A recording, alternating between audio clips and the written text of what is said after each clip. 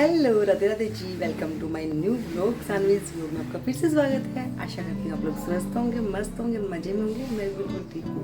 तो आज का जो मेरा व्लॉग है ना वो शुरू हो रहा है मॉर्निंग से। टाइम हो रहा है सुबह के, बज रहे हैं 9 और अभी मेरे व्लॉग की शुरुआत हो रही है।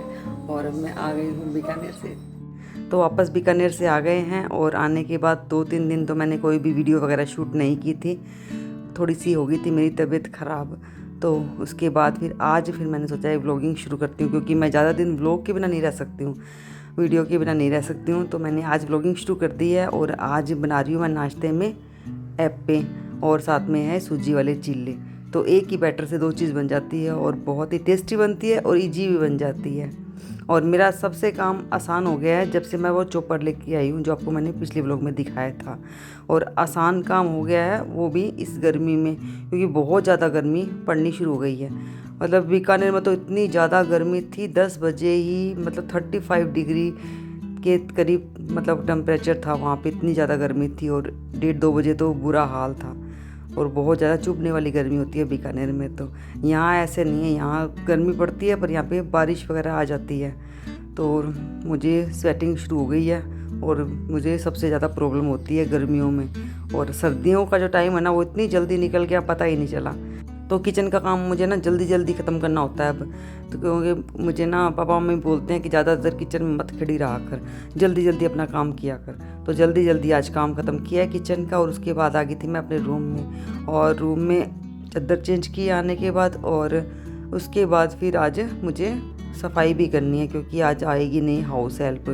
तो ज़्यादा कुछ नहीं करना है, बस हल्की सी झाड़ू वगैरह लगा के पोछा लगा दूँगी। क्योंकि अभी क्या है कि बीकानेर से आने के बाद थोड़ी सी तबीयत ख़राब हो गई थी और ज़्यादा काम मुझसे हो भी नहीं रहा है अभी।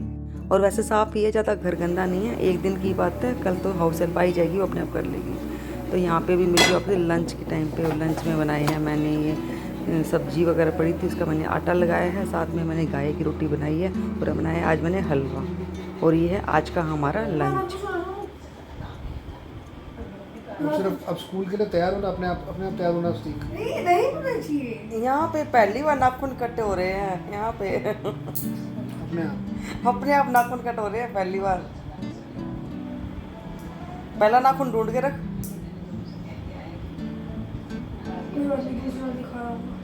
मेरे को पहला नाखून कहते रहा कटा हुआ पागल। जिससे हम पहली गाय की पहली रोटी निकाल के रखते हैं ना। गाय की पहली रोटी उसमें वाली कुत्ते ने। तो बेटा हो रहा है बड़ा और इसके छोटे मोटे काम है ना मैं चाहती हूँ कि खुद करें। तो आज इसने शुरुआत किया नेल्स कट करने से। वैसे तो देखो कर लेता है ये काम, किचन के काम में आपने देखे होंगे मेरी हेल्प कराता है। पर ये जैसे नाखून वगैरह कट करने हैं, सुबह स्कूल जाते वक्त यूनिफॉर्म पहनना है, सॉक्स वगैरह पहनने में इसको दिक्कत आती है, अपने आप उल्टी सीधी पहन लेता है। तो ये सब चीज़ें इसको धीरे धीरे मैं सिखाना शुरू कर रही हूँ, क्योंकि अभी हो गया है 8th क्लास में, ये 10 एज की एज में आ गया है। और अभी अगर ये अपना काम खुद नहीं करेगा ना तो फिर आगे इसको बहुत दिक्कत होने वाली है। और आपके बच्चे भी इसी एज के हैं तो इनको अपने जो काम है ना खुद करने दीजिए। लड़कियां हैं वो अपने आप काम शुरू से खुद ही करती हैं, उनको बताना ही नहीं पड़ता है। तो मेरी भांजी है, छोटी छोटी सी हैं, इससे बहुत छोटी है, अपना काम सारा खुद करती हैं। तो बच्चे अपने आप खुद का काम नहीं कर पा रहे ना इस एज में आकर भी, तो इसकी सबसे बड़ी गलती माँ की होती है। मैं अपनी गलती मानती हूँ, क्योंकि मैंने ज़्यादा लाड़ प्यार में कह लो या फिर जल्दी जल्दी काम ख़त्म हो जाए इस चक्कर में फिर मैं ही कर देती हूँ इसका काम, के लिए मैं ही कर देती हूँ छोड़। तो इस चक्कर में बच्चे अपना काम कर नहीं पाते हैं, सीख ही नहीं पाते हैं, फिर आगे उनको बहुत ज़्यादा दिक्कत होती है। तो अभी छोटे मोटे जो काम है इनसे मैंने करवाना शुरू किया है। मार्केट तक जाना, पास की दुकान पे इसको भेजना शुरू किया है सामान लाने के लिए। तो धीरे धीरे इसे ही काम शुरू कर रहे हैं।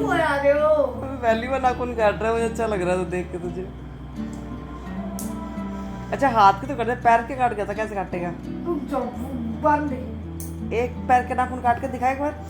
ये मैंने आज भी क्लास में आके करा है। तो अब पैर का कमबैक होगा सीधे 16 क्लास में, जब शादी हो जाएगी। तो 16 साल की शादी कर लेगा? नहीं तो 16th क्लास है ना, देखो 12th तक तो ये होता है, 13 14 में तो कॉलेज होगा, फिर 15 16 में 15 में जॉब होगी, 16 में तो शादी हो जाएगी। तो स्कूल में पढ़ता कॉलेज में पढ़ता शादी कर लेगा पागल।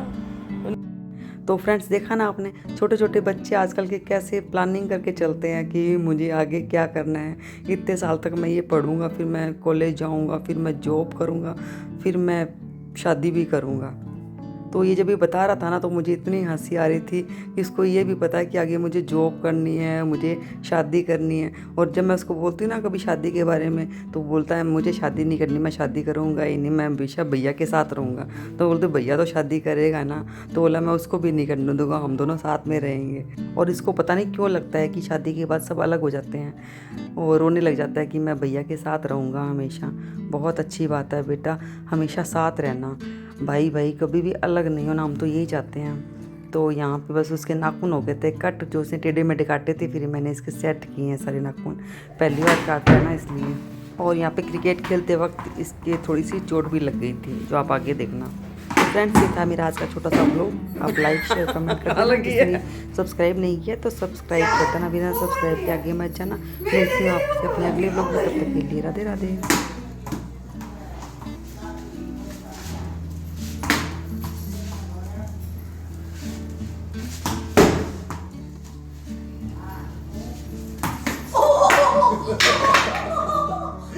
Oh!